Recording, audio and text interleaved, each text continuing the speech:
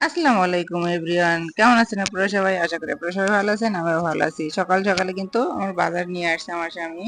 এখানে আছে কাতলা মাছ আর চিংড়ি মাছ, আর তারপর কি কি সবজি সেটা তো দেখতেইছেন। বেগুন আছে, উস্তা আছে, ভেন্ডি আছে, ধনেপাতা আছে।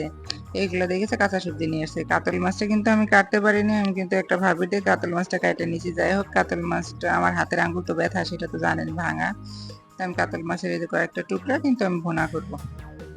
লেবু দিয়ে কাতল মাছটাকে আমি কিন্তু সুন্দর করে ধুয়ে নিতেছি বন্ধুরা।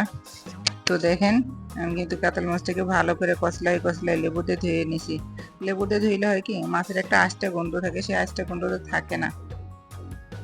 আষ্টা গন্ধটা মানে ইয়া হয়ে যায়। যাই হোক, মাছ ধোয়া শেষ। এখন কিন্তু মাছ আমি ভাজে নেবো। আমি ভাজেই ভুনা করি, তো ভাজেই ভুনা করবেন। খুবই ভালো লাগছে আমার। বাসায় সবাই খাইছে, মাছ ভুনাটাও ভালো হয়েছে, ভালো লাগছে। তো যাই হোক, এদিকে কিন্তু আমি তেল করছি, তেল দিয়ে নিছি। আর হলো কিন্তু হলুদ, মরিচ, লবণ এগুলো দিয়ে কিন্তু আমি মাছটাকে মাখায় রাখছিলাম। এই যে কিন্তু এখন মাছটা তার উপরে দিয়ে দিলাম। মাছটা কিন্তু আমি ভাজে নিব। দেখতেছেন কিভাবে আমি মাছটাকে ভাজে নিচ্ছি। তাই আমি তার উপরে দিয়ে কিন্তু আবার ঢাকন দিয়ে ঢাইকে রাখবো, এই কারণেই যে ঢাকন দিয়ে ঢাইকে রাখবো যাতে মাছটার ভিতরে যদি কোনো থাকে, মানে সমস্যা থাকে, মাছটা অন্যরকম ভাবে একটা ভাজা হয়, স্যাঁতস্যাঁতে টাইপের, মানে তাওয়ার সাথে লাগে না। মাছ ভাজার সময় আপনারা সবাই ঢাকন দিয়ে ঢেকে দিবেন, দেখবেন মাছটা ভাজা হয় খুবই ভালো। খুন্তিতে তুলতেও ভালো হয়। যাই হোক, কিন্তু আমার মাছ ভাজা কিন্তু হয়ে গেছে। মাছ ভাজা কিন্তু হয়ে গেছে। আমি কিন্তু এই যে ইয়াতে তুলে নিচ্ছি, গামলাটার ভিতরে তুলে নিচ্ছি। বুঝছেন, আমার মাছ কিন্তু ভাজা শেষ আপনাদের সাথে কথা বলতে বলতে। যাই হোক, এখন কিন্তু আমি এই মাছ ভুনা করার জন্য পেঁয়াজ দেব। তেল গরম করে নিলাম আগে, তারপরে দেব পেঁয়াজ। পেঁয়াজ দেওয়ার পরে একটু রসুন দিব, হালকা একটু আদা দেব, একটু জিরা দেব। ব্যাস, পেঁয়াজ, রসুন, আদা, জিরা, হালকা শুকনো মরিচের গুঁড়া, একটু হলুদের গুঁড়া, এইগুলো দিয়ে মশলাটাকে সুন্দরভাবে লাইরা চাইরা হাতা খুন্তি খুরচুন মুরচুন দিয়া ঠ্যাং ঠুং যা লাগে দিয়া এই যে আমি গোটা শুরু করে দিলাম বন্ধুরা। ঘুরতে ঘুরতে এটা যখন একবারে মশলাটা মাখা মাখা খামা খামা হয়ে যাইব, ঠিক তখনই আমি একটু পানি দিয়া মাছটাকে ছাইড়ে দেবো। তো দেখেন, আমি যেটা বলছি আমি সেটাই করতেছি। বুঝছেন? আপনারা আমার ভিডিওটা দেখতে থাকেন, এইভাবে করে কাতলা মাছ ভুনা করে খাবেন, ভালো লাগবে। তো ওই যে মশলাপাতি দিবার যায় কিন্তু আমার একটু দেরি হয়ে যেতেছে। কি আর করার, কোন কিছু করার আছে, কথার সাথে কাজের সাথে মিলে কাজ করতে পারতেছি না। যাই হোক, আমি তো যদি বাস্তব ভয়েস দিই তাহলে শো শো ভো ভো শব্দ শুনবেন। তো শো শো ভো ভো শব্দ বাসার ভিতরে আছে।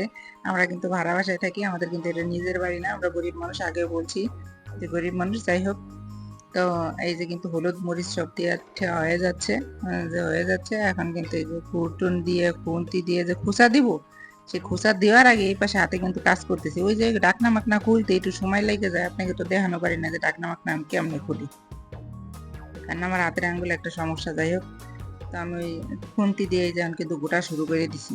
ঘুরতে ঘুরতে কোন পর্যন্ত যায় ঠেকায় দেখেন, মশলাটা রে একেবারে জামা জামা কষা কষা করে নিব। কষা কষা করে নিলে মনে করেন মশলাতে কি সুন্দর একটা ঘিরান বেরোবে, সেই ঘিরানেই মনে করেন খাইয়ে চোবো চোবো করবেন।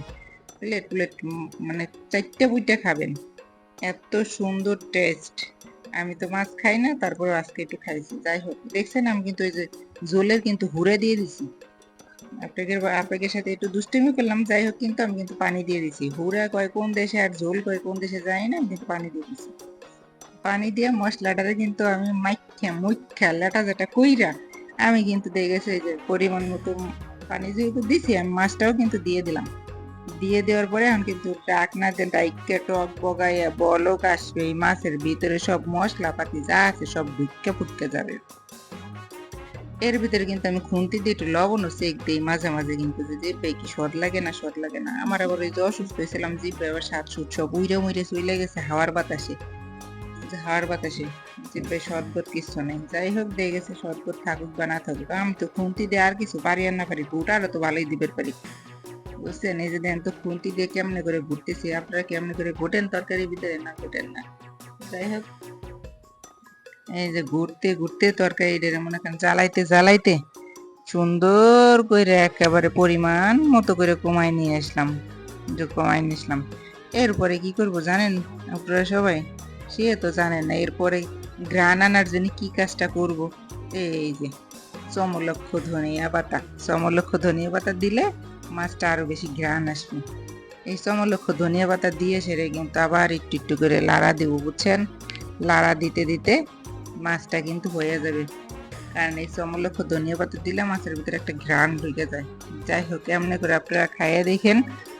আশা করি ভাত যদি 1 প্লেট খান তাহলে খাবেন 1.5 প্লেট। এই যে আমার মাছটা রান্না হয়ে গেছে। এখন আপনাকে সাথে গল্প করতে করতে আমার কিন্তু খাওয়াও প্রায় হয়ে আসতেছে। আমি কিন্তু খাবার নিয়ে বসবো। এই যে খাবার নিয়ে বসছি। তো বন্ধুরা, আমার ভিডিওটা যে যেইখান থেকেই দেখেন না কেন প্লিজ চ্যানেলটাকে সাবস্ক্রাইবার করে দিয়েন। আর আপনারা আসেন আমার সঙ্গে এসে গাল খাইয়া যান খাবার, কারণ মাছটা খুব টেস্ট হয়েছে।